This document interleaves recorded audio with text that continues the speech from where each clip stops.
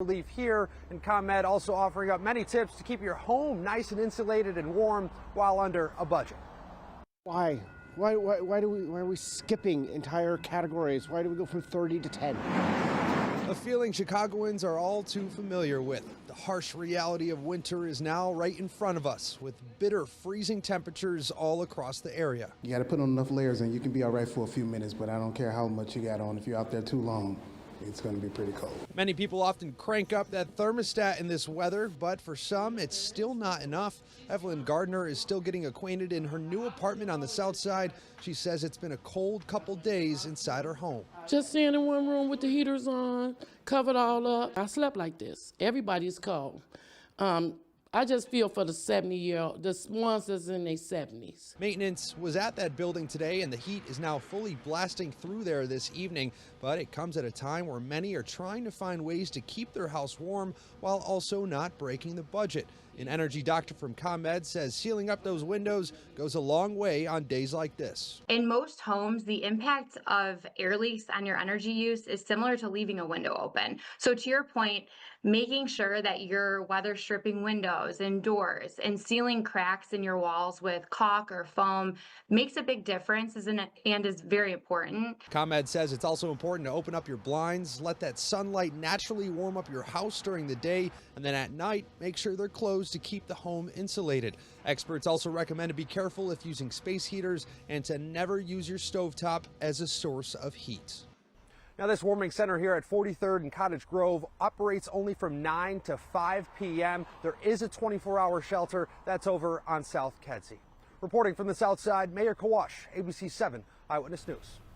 Thanks, Mayor. We have more on that. We have a complete list of warming centers across Chicago and the suburbs posted on our app and website. You can scan that QR code for a link to download our free app. There you can also find the latest weather conditions before you head out the door.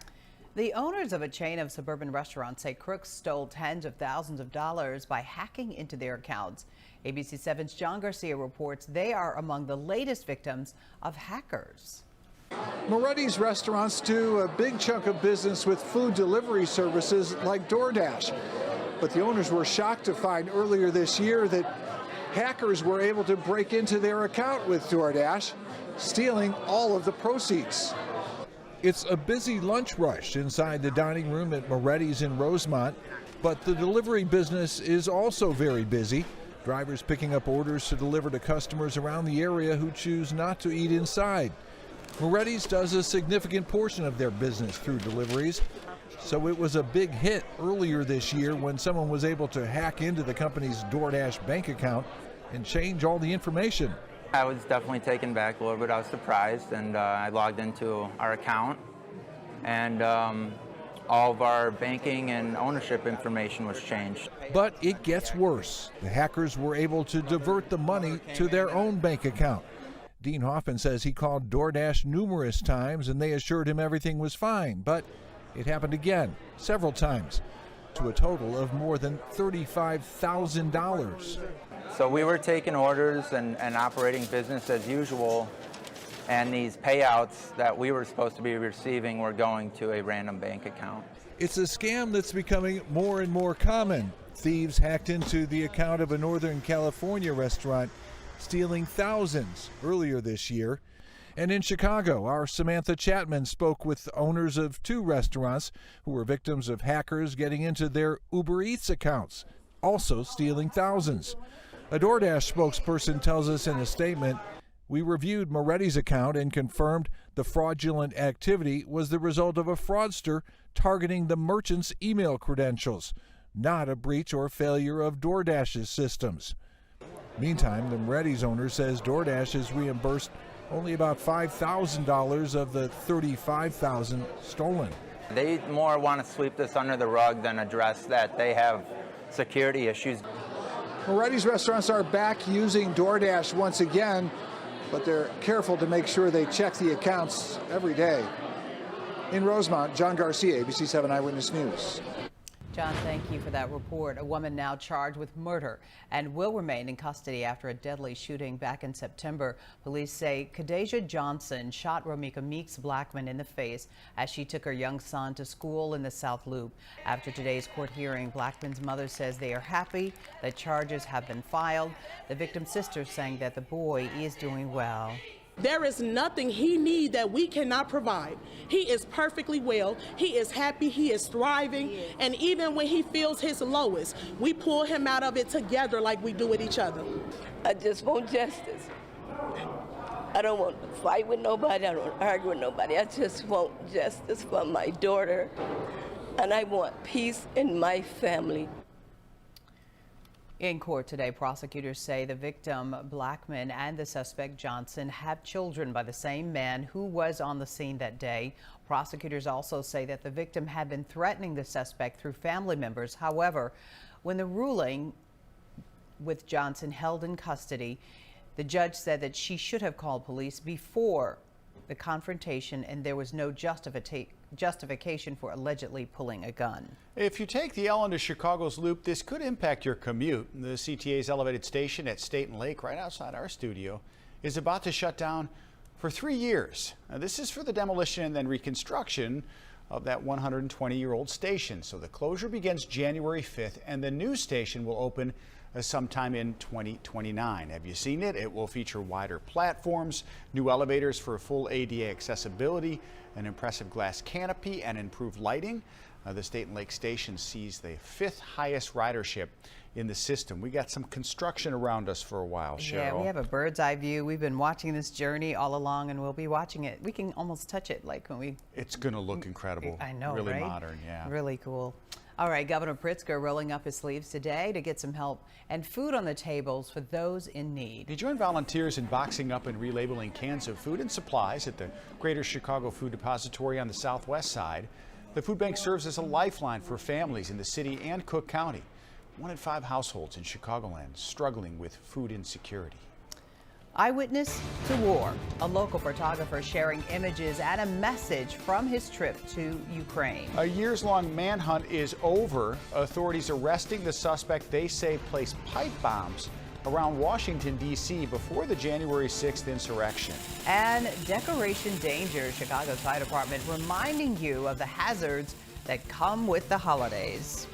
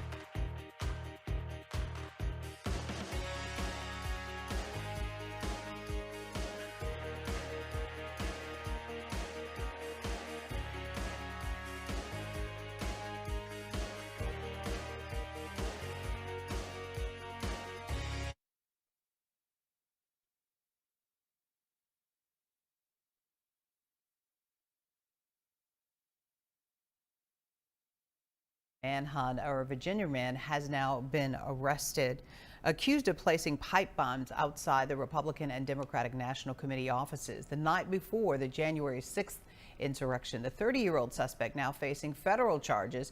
ABC's Rena Roy reports on how investigators tracked him down. Rob and Judy, since 2021, federal authorities have interviewed more than 1,000 people and have scoured through thousands of pieces of evidence, and today saying it was good police work that led to this arrest. Doorbell video shows authorities today closing in on a suspect after a nearly 5-year manhunt, arresting the man they say is responsible for placing 2 pipe bombs outside the Democratic and Republican national committees the night before the January 6, 2021 attack on the U.S. Capitol. An individual who is now alleged to have placed multiple explosive devices to blow up multiple people and multiple officials, innocent civilians, is now arrested thanks to the brave men and women of the FBI and the interagency. Law enforcement identifying the suspect as 30-year-old Brian Cole Jr. of Woodbridge, Virginia.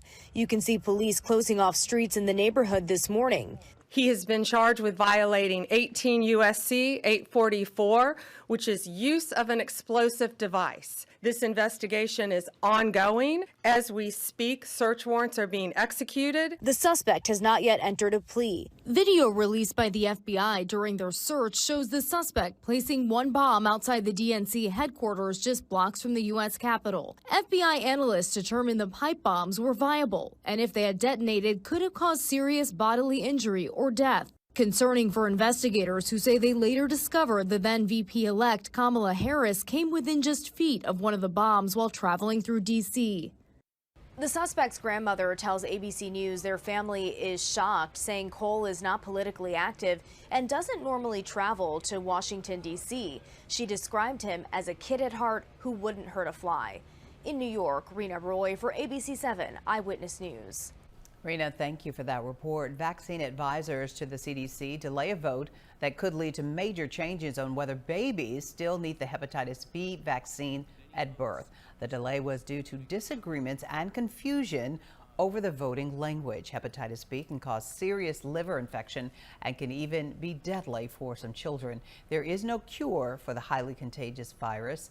New recommendations could reshape newborn care and affect insurance coverage nationwide. Amid ongoing peace talks to end the war in Ukraine, Russian President Vladimir Putin says he'll seize the Donbas region of eastern Ukraine by military or other means. He made the remark to Indian media ahead of a meeting with their prime minister. Putin has long demanded Ukraine surrender the region. Ukrainian officials are in Miami today for peace talks with the United States. And despite the raging war, one Chicago photographer recently made the difficult journey to Ukraine using his lens to capture moments, big and small. Michelle Gallardo spoke with him earlier today. Tom Duty came back from a 10-day trip to Ukraine just 1 month ago. Nothing about the journey was straightforward. After the rail lines were bombed just days before he was to travel, plans changed, forcing him to make the trip by bus from the border with Moldova. But for the self-taught photographer, it was all worth it as he endeavored to capture what life in Ukraine's capital city and its surrounding areas is like today. 5,000 miles away from Kyiv are the snow-covered streets of Chicago's Ukrainian village. It is there, in his girlfriend's art studio, where we sat down with still photographer Tom Duty to talk about his recent trip to Ukraine. I'm not a war photographer. I don't do bombs and trenches. What I wanted to do is I wanted to meet the people, and I wanted to personally experience what they were going through and what it was like. Scheduled blackouts, nightly air raids were just one part, the expected part of what Duty encountered. The juxtaposition of normalcy while living in a war-torn country. At night, there's nothing going on.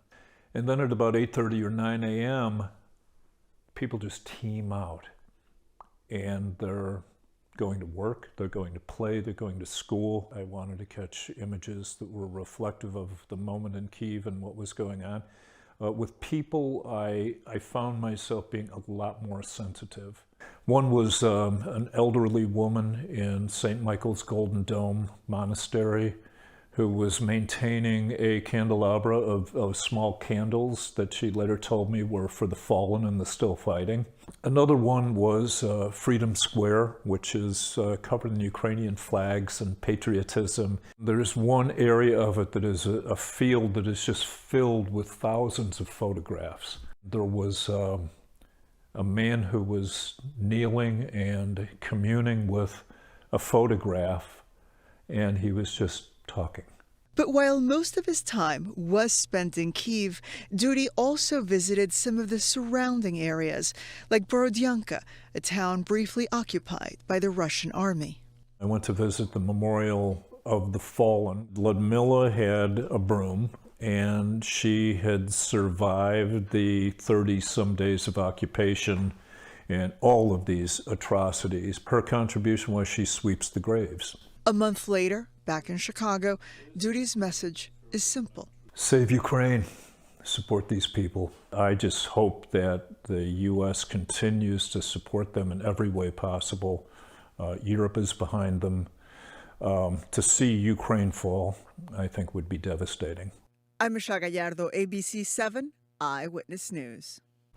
Wow, what a first-person view. He saw a lot and captured it remarkably. Extraordinary access behind the scenes, and just wonder what it was like for him to actually be there, to feel it, to smell it, and he captured it in photos. Yeah. Very powerful. Unique gifts benefiting local children, a sneak peek at this year's one-of-a-kind show. And dense freezing fog could make some roads slick tonight as temperatures get near record lows. When will it feel like it's typical time of the year? We've got the answer to that coming up next in the AccuWeather forecast with Heisel.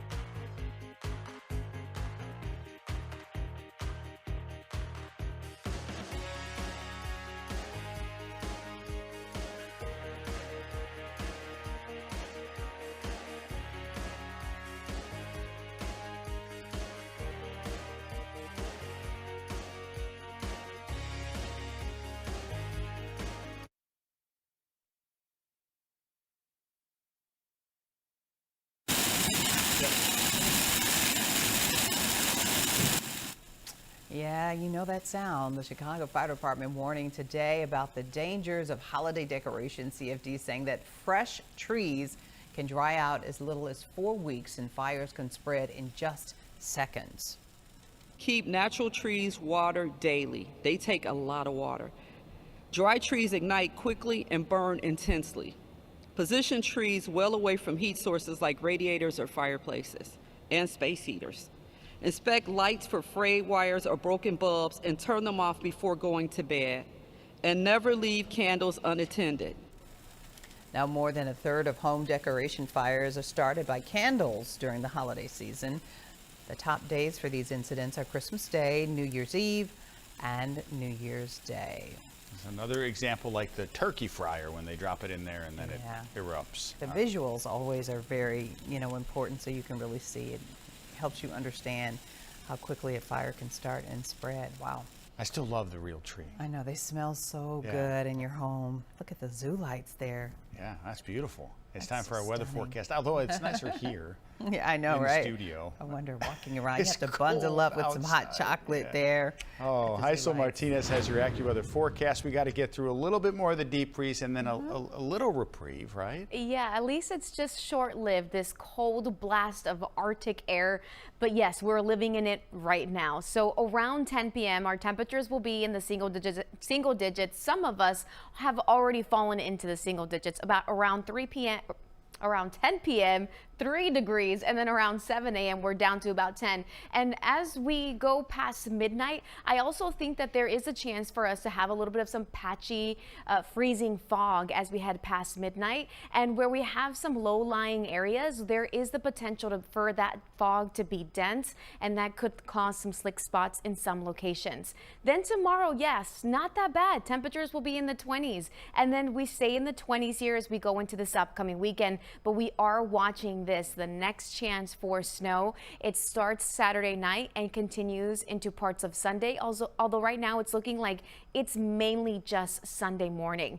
This morning we were at 7 degrees. The record is 0, so that stays there. And notice here, by the time we go past midnight, the potential to be at about 4 degrees at O'Hare and could potentially tie that record of 4 degrees set back in 2005. Right now it is just clear out there. It is cold. Wind, though, thankfully is nice and light. But also at nighttime, when wind is really light, our temperatures easily fall as well. So clear skies, light wind, those are the ingredients that will have us drop down into the single digits and already below 0. Yorkville's at 6 below, 10 in Naperville right now. Joliet is at 7, Gary's at 19, Crown Point at 15, McHenry down to 0. So here's a look at your next 12 hours to show you that temperature overnight tonight. So we did continue to dip up until about midnight, and then we start to move up after that as some clouds move in, and we could form some fog as well as those clouds move in. Here is 7 a.m. to show you a temperature close to 12 degrees. So slowly moving up, although right now if you step out the door in the next few hours, we will be in the single digits. So very cold.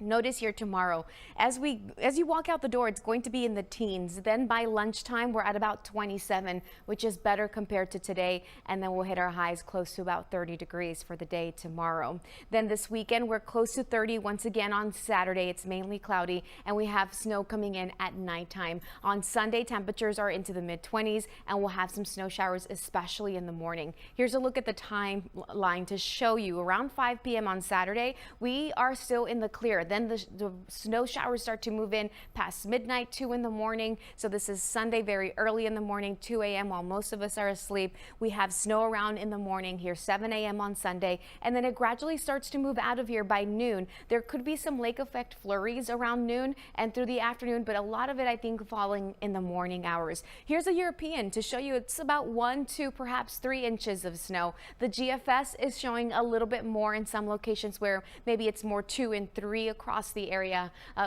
Regardless, it's not a big one, but it's enough to, I think, have some slick spots here on the roads as we head into the day on Sunday. Saturday night into Sunday, we'll have some snow here, but take a look for the Bears game. So in Green Bay, it's going to be about 15 degrees at kickoff, wind chill at about 7. Then the fourth quarter, we're at about 10 degrees, wind chill close to 0. So a very cold game for the Bears, but they're used to it, right? Yeah. And then, yes, so we are in this pattern where it looks like winter on the 7th day, and we have a couple of chances for snow. These Alberta clippers just keep on coming by. They're just storm systems that bring snow. Usually they're short-lived, and it's about 1 to 3 inches of snow, but we have a few of them coming our way. Is it Canada's fault then? We're blaming Ravi? Right. Yes, right. Let's do that. Sounds good to all of us. Yeah, so they just keep on coming. It's still pretty. It's winter wonderland, though.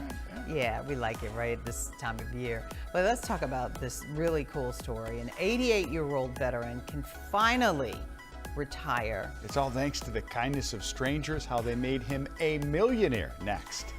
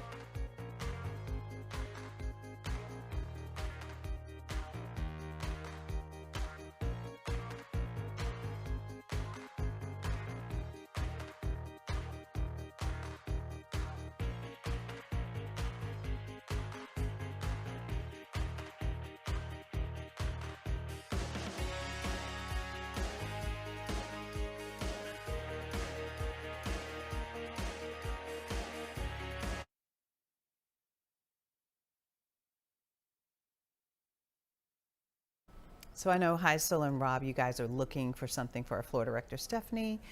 So here's an opportunity to knock out some holiday shopping and pick up some unique gifts. One-of-a-kind holiday show is back at the Merchandise Mart. Gifts are available for more than 600 artists. There's live music, there's food, there's artist demonstrations.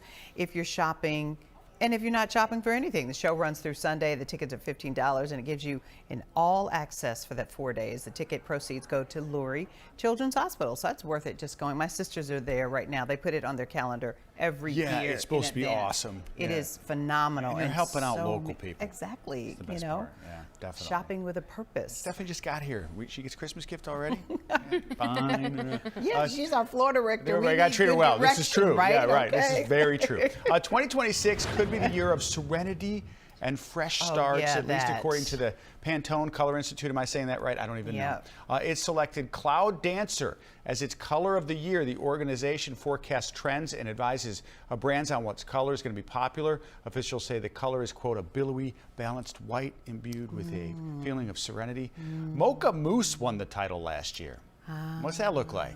It's kind of brown. Yeah, brown, kinda right. like- Yes. But could be also AKA white. Okay. Right. Well, it depends on your TV too, right? Like it's hard to tell on your screen, but it The is kind of cool. serenity, and it also talks about new beginnings. The Yes. color Pantone is about new, fresh I like starts. the clouds in the back. Right. Brown. See, of course Of you that. Speaking of new beginnings, stepping up to help a stranger, an 88-year-old veteran can now retire thanks to an online influencer. Yeah, this is the most beautiful story you'll see today. ABC's Sam Champion shares the story.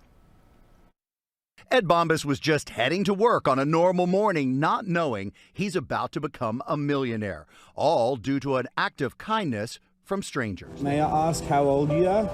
I'm 88. And still working?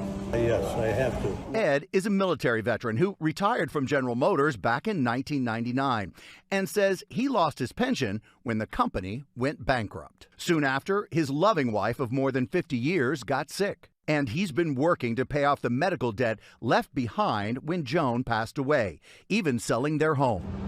The thing that hurt me the most was my wife was real sick, and when they took the pension, they also took the health care coverage. His story catching the attention of an Australian social media influencer who flew more than 9,000 miles to Michigan to surprise him. No 88-year-old in America should have to work because they need to, and that breaks my heart. The video going viral, racking up more than 6 million views. I want to give you $400 here as a tip. Sam Wiedenhofer's online fundraiser raising more than $1.5 million in just 3 days. Oh, thank you. Of course. I just wanted to give him a chance to retire, or at least have some comfort. Oh, he's retiring. Yeah, he worked 5 days a week, 8 hours a day at his job, all the time. In retirement. Right. Yeah, after he lost his pension. So I just love it. And that influencer? Yeah, that he dude, goes man. around the world all the time. And service and sacrifice, he deserves every There are dollar. still good people in this Yeah, world. yeah, The that's internet can be good. Okay, Right. just the season. We'll see it